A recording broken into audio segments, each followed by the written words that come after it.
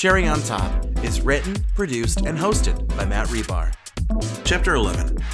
Cherry, Emily, Hayes, and Claire were together in their shared bedroom in 2 minutes flat, following Sir Charles' dramatic and vague threats. Upon entering their room, Claire pulled out her laptop to look at the camera footage. However, there was some bad news waiting for them. "Fuck, someone turned off the living room camera," Claire gasped, staring at a black screen. 20 minutes ago, the camera went black. "We still have audio, right?" Cherry questioned. "Yes, but it'll probably be useless." Claire moved the file forward so they could listen. They heard the sounds of Sir Charles mumbling to himself, the sound of the thud against Sir Charles' head, and then the cries of Sir Charles. It was only about 30 seconds after the thud that the first few people arrived. Claire was soon on the line with Battery. See, we ran out of video storage," Battery sighed, which caused the whole room to groan. "Well, I guess fucking clear all of it now anyway." Claire rolled her eyes. "Geez, how much data is this taking up? Like 3 gigabytes? "Yeah, like per 5 minutes. "Well, don't we have better storage or data or whatever?" "Ma'am, you don't approve that in the budget." Claire looked deeply offended by Battery and was about to say something but noticed the "sounds like you" smirks from her 3 investigators. Claire dropped the call and turned to her colleagues with a bottom lip bite. "If Sir Charles asks about the footage, we're telling him that someone broke the camera and we're adding the price to his bill." "Excellent idea," Emily said, in a tone that didn't sound like she thought it was an excellent idea. "So who were among the first people to arrive?" Cherry asked. "It was me and Charles Jr., and I know it wasn't Charles Jr. "How do you know that?" Hayes asked, looking a bit confused. "Because I was with him, talking." "Talking?" Emily laughed. "Yeah, with your vaginal lips, I assume." "Excuse me?" Cherry gasped. "Why would you think that's what happened?" "Well, did something different happen?" Emily's question caused Cherry to pause for too long. Hayes, Emily, and Claire all guffawed for a gotcha moment.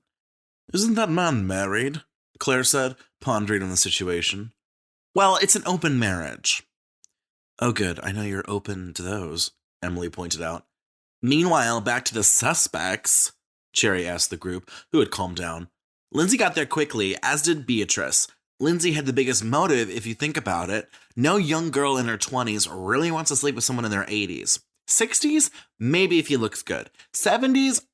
Maybe if she has a grandpa fetish, but Sir Charles looks like the 1960s. "I talked with Lindsay, but didn't get much out of it." Emily shook her head. "I could only get so far. She's not that bright, which to me is a sign that she's not smart enough to commit this crime. Sure, do I think Lindsay is using Grandpa to suck him dry and float her financial interests and her event planning skills? Yes. Do I see Lindsay even knowing how to kill her husband, let alone doing it? No." "That's not surprising, Emily. You only respect smart women, like me," Cherry said to a room that went silent. There was no one willing to back that sentence up or deny it either. "You talked with Charles Jr. How did that go?" Hayes asked Cherry, moving the conversation along like a DJ with a new track. "Charles Jr. doesn't seem to be the one behind it." Cherry shook her head. "After all, he's like Beatrice. He's successful. He doesn't need the money. He didn't seem that concerned about his father till now, though. And besides, we were having sex during the attack. He wasn't behind that attack, at least." "Well, choking on scones does seem more of an accident than old people would face." Claire sighed. "So we got no video, and we have bad audio. That means who can we account for besides Charles Jr.? "I was with Cousin Shirley and Marcus and Rio at the pool," Hayes informed. Emily was gone by that point. "I went someplace alone, so I can't account for anyone," Emily shrugged. "I spent way too much time talking to Beatrice and got super annoyed. I usually can talk to like 10 people a day, and talking to Beatrice was like talking to 10 people all at once." "You were alone? You were supposed to be looking into people," Claire gasped. "I was staying in character, and my character didn't want anything to do with anyone." "Fine." Claire didn't like the loophole, but let it be. "I personally was in the kitchen getting a snack, so the only person I saw was one of the cousins we're not looking into." "So you basically were alone too," Emily pointed out. "Unless the leftover dinner pastry puffs are suspects now." Claire was as close to snapping on Emily as how close 2 larger individuals at a buffet with limited crab legs would be. "So that means Lindsay's our prime suspect." Cherry looped back to her earlier point. We also need to talk with Sir Charles alone. How are we going to do this? Claire asked.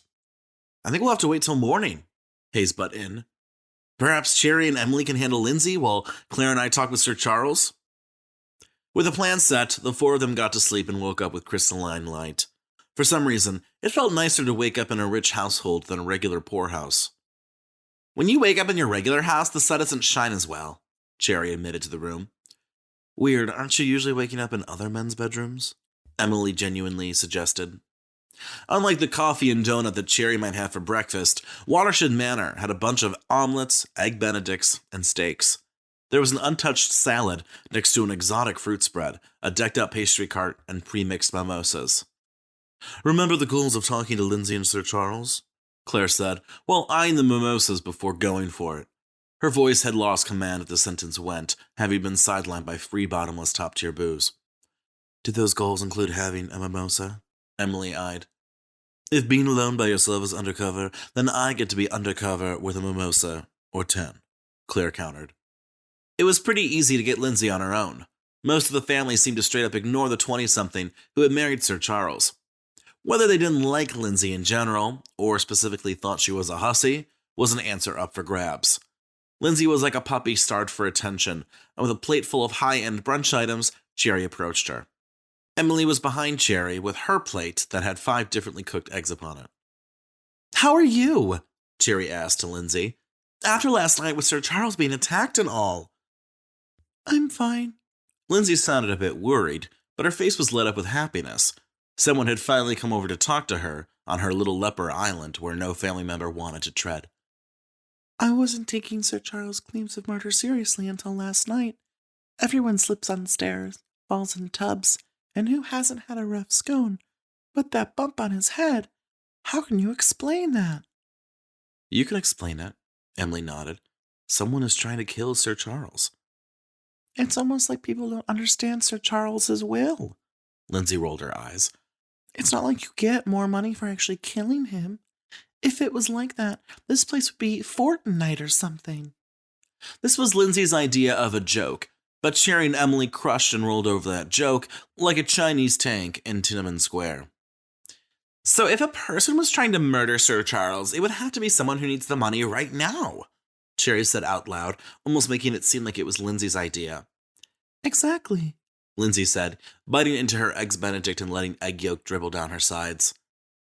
"So who would that be?" Emily probed. "Well, it's not me. Sir Charles funds practically everything I do in life." Lindsay smiled. "I don't know about the others, particularly because most of the family doesn't talk to me. But I know Sir Charles is always helping the family out financially. If anything, they would want Sir Charles to live. That way they can get a little coin out of him. If he died, then all those special funds dry up." Cherry and Emily eyed each other. They had considered Lindsay pretty daft, but she had raised a good point. Nobody on the will needed the money, and those who were being paid by Sir Charles would want him alive. This was quite the conundrum. Cherry and Emily talked with Lindsay for a few minutes. Lindsay told the duo about her event management company she had just started, no doubt with Sir Charles' backing. When Lindsay went off to check on the pastry table, Cherry and Emily quickly held their own little powwow. "It doesn't sound like Lindsay has it in her to murder. On top of that, why would she want Sir Charles dead? She gets so much more from him alive than dead." "I was wondering if it's an act," Emily told Cherry. "Maybe she really is trying to kill him." "So we feel like medium on her?" "I'd say so," Emily nodded. "She seems to have the clearest motive, but she feels innocent to me." And she made a good point about the money.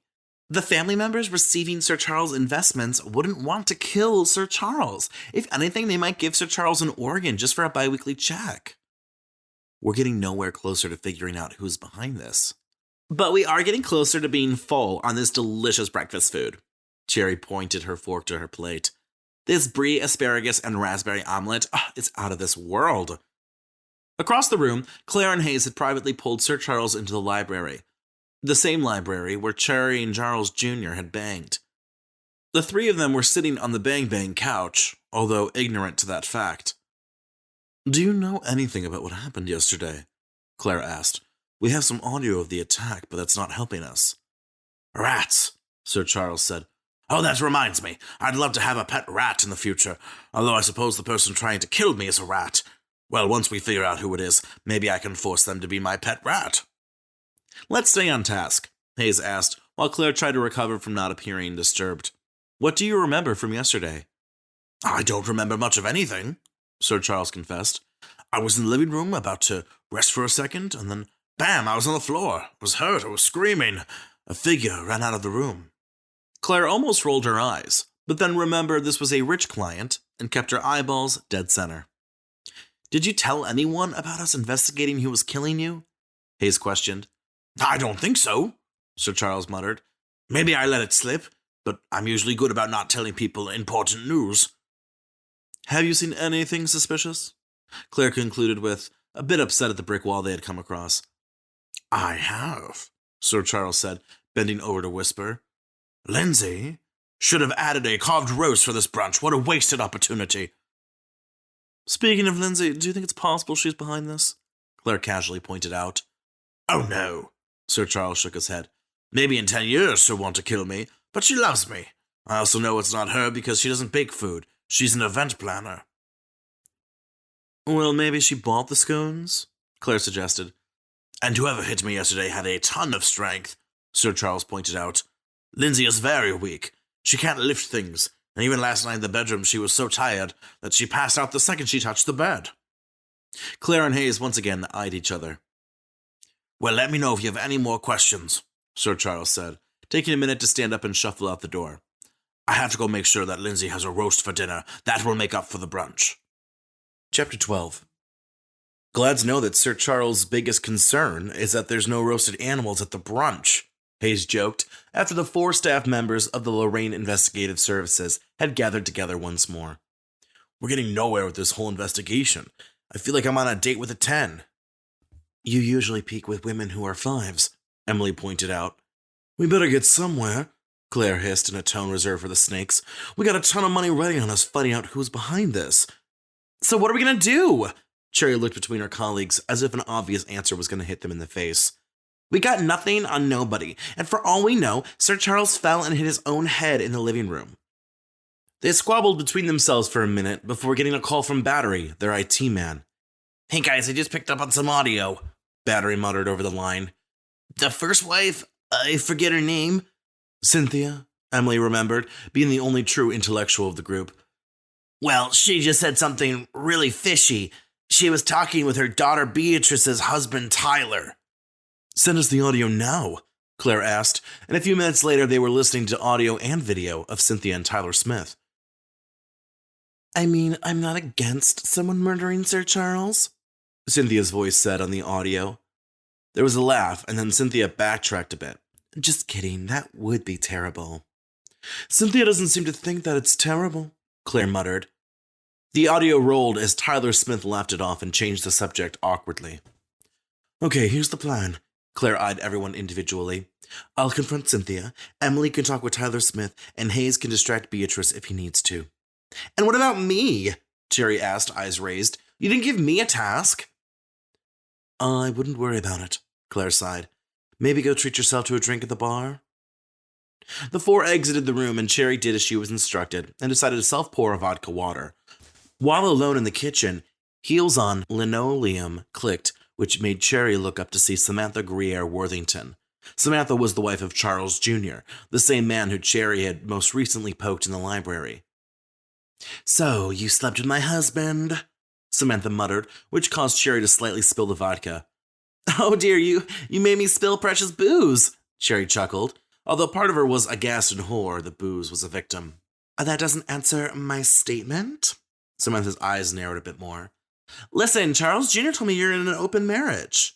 Well, he lied to you because Charles Jr. is a pig, Samantha snapped. You got fooled by the stupidest trick in the book for a married man to say they're in an open marriage. For your information, I wasn't going to sleep with him at all until he said he was in an open relationship. Besides, open relationships are the thing right now. You slut, Samantha snapped. You're lucky that Charles Jr. and his family is loaded. He can cheat all he wants. I've got a cushy life, and I'm cheating on him too, with a much more handsome, romantic, and sexually pleasing man. I just figured I'd tell you that my husband's a liar. and I wanted to make sure you knew you were a slut. Jerry eyed Samantha before pressing the nuclear option. So are you the one trying to kill Sir Charles? Do you want more money for your cushy life? I'm not trying to kill Sir Charles, and I doubt anyone else is either. Samantha's tone reeked of, not this conversation again. You don't know Sir Charles the way I know Sir Charles. He's a womanizing little rich dick boy who's more dramatic than the entire state's worth of drama students. He's just getting older. And instead of admitting to his ego that there are limitations due to his age, he's blaming it on murder. So you're telling me you didn't try and murder Sir Charles? I am. Samantha stood up a bit taller at her confirmation. Besides, I was asleep yesterday and I can prove it. How? Because my husband, who you slept with, can back it up. He woke me up after coming into our house and smelling like whore. Samantha spat. Is there anything else, or do you want to continue judging me? Jerry couldn't help the loaded irony in Samantha's sentence. I'm good for now. Jerry tossed back to her before Samantha left the way she had come. Meanwhile, Hayes had needed to distract Beatrice. It had been easy, since all Beatrice needed was to be asked a poignant question about herself. So now Beatrice was telling Hayes all about her collection of butterflies. Meanwhile, Emily had gotten to Tyler. I heard Cynthia talk about how she wouldn't mind if Sir Charles was dead. Emily muttered, Do you think she's the one behind the attempts on Sir Charles' life? No, I think she was joking, Tyler said meekly. It was really evident that Beatrice kept Tyler on a short leash. His entire presence seemed to reek of fear. Emily poked Tyler a few times, but he remained convinced it was just a joke. Tyler seemed a bit nervous too, but Emily wrote it off as personality rather than admission. Claire did more than poking, and Cynthia grew a bit upset at the accusation. I get what you're doing. Cynthia glared at Claire, as if Claire had refused to accept Cynthia's coupon at the cash register. And I won't allow it? Allow what? Allow you to slander me like this? So if I want to search Charles with this information, you'd think he'd be happy? You wouldn't dare, Cynthia threatened. You're too stupid to do that. Minutes later, Claire was showing the audio and video to Sir Charles, who had been enjoying a Tom Collins in solitude on his private personal porch. It appeared hosting a family reunion was proving to be too much for socialization, even for the host of the hour. Dare say, host of the weekend. This is outrageous, Sir Charles roared out loud to the room like he was trying to showcase pizzazz. Where is this vile woman? She was downstairs when I last saw her. Claire sold out Cynthia without a second thought, like dropping off shitty donations at Goodwill that otherwise would have been thrown out. With the immediate speed of a jaguar, Sir Charles was leaving the porch and hustling to see Cynthia. He hadn't even felt the need to bring along his cane, walker, or any other apparatus to aid his movement. Is this a good idea? Emily asked, eyeing Claire with skepticism. This feels like the time you told off the wrong suspect at that bank on West 117th. That was the wrong play, Claire admitted, but telling Sir Charles this info can't be worse than the time Cherry decided to promise sexual favors to the cops for information on that case you did last month. Oh, it wasn't for the information. Cherry raised her finger in a wagging motion, as if she was educating her dog, which had shed on the rug. I just wanted to sleep with that one cop. He was hot. Chapter 13. Without tripping on the carpet, Sir Charles bolted to the bedroom given to Cynthia for the weekend.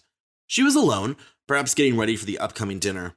Sir Charles entered the room like a big bad wolf ready to blow down his own watershed manor. What is this? Cynthia asked Sir Charles, Claire, and the other family members who had gathered. It was clear that Cynthia knew exactly what this was. Would you care to tell me if you were trying to kill me? Sir Charles asked. His voice was sharp and biting, as if he was now 1,000% convinced she was murderous. There hadn't even been a trial. They were now at the execution. Did Tyler tell you that I said I wouldn't mind if you were dead? Cynthia demanded.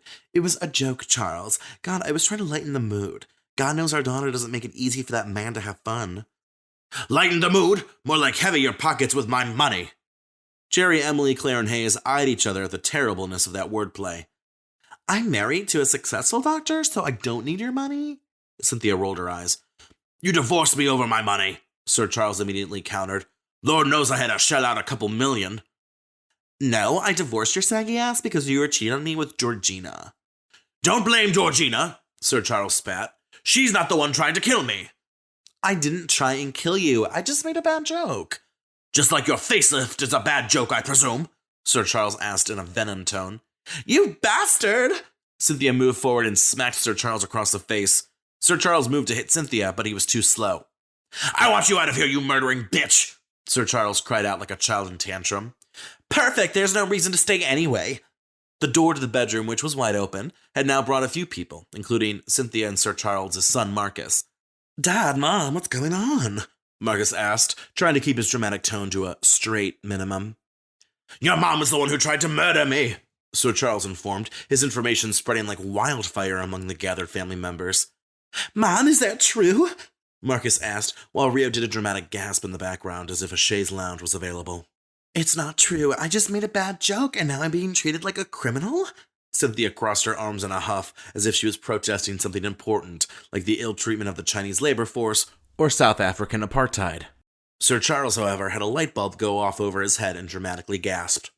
You were arrested for shoplifting in 1983, Sir Charles accused. It was you at Macy's, and you tried lifting that shawl, so maybe murder is simply just an escalation for you? I didn't try and murder you. Mom, were you arrested for shoplifting? Marcus looked like someone had told him he was adopted. The sales clerk got it wrong, Cynthia snorted, as if the memory was too pathetic to talk about in the first place. The case got thrown out in court. Only because I paid a lawyer to get it thrown out. Sir Charles' hysterics were whipped into a frenzy, more than a 2003 Black Friday Walmart spree where people literally died. Get over it, Cynthia coolly whispered, and get over the idea that I tried to kill you, because I didn't. You're guilty to me, and this is my house, Sir Charles said in a nonchalant manner that implied that Cynthia was out of luck. Yeah, you're guilty of being a pig. Cynthia finished packing up and pushed by everyone. The entire entourage followed Cynthia like paparazzi on an A-level celebrity.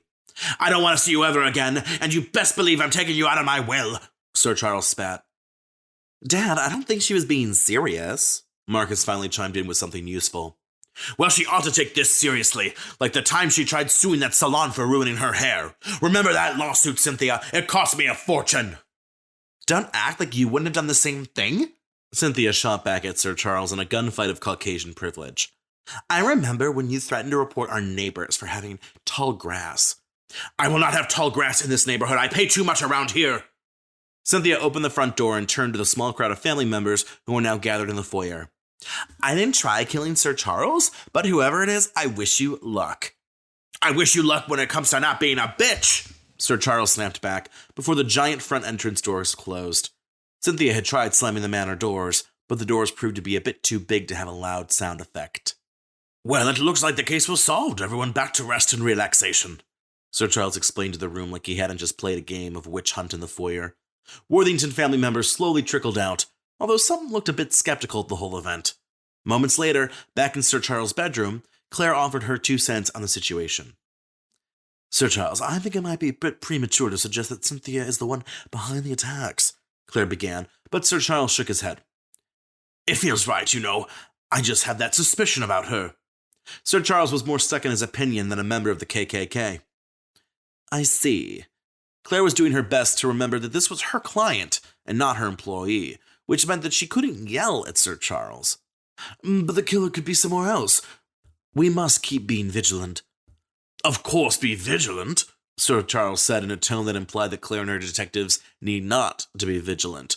After a somewhat too nonchalant conversation with Sir Charles, Cherry, Emily, Hayes, and Claire gathered in their bedroom for a powwow.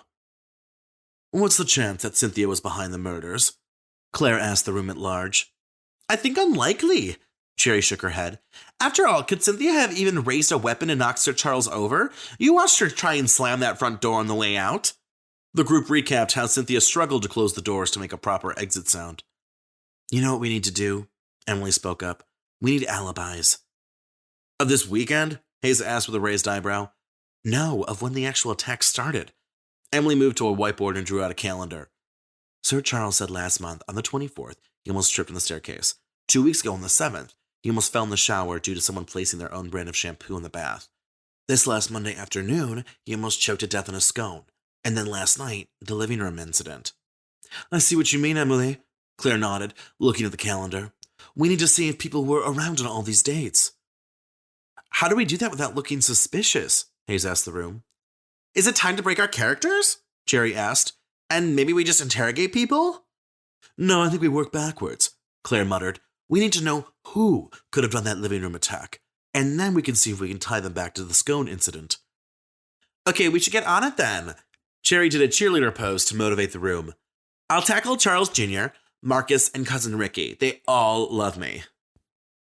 I guess I'll handle Beatrice since I have a rapport with her, Emily sighed, knowing that she hated both Beatrice and the rapport. And I can handle Lindsay in my sleep.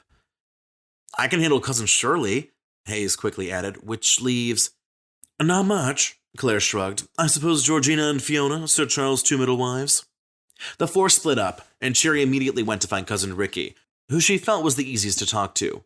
Cousin Ricky was sitting by the pool with a book. Question for you. Where were you last night? Cherry asked with her sweet voice.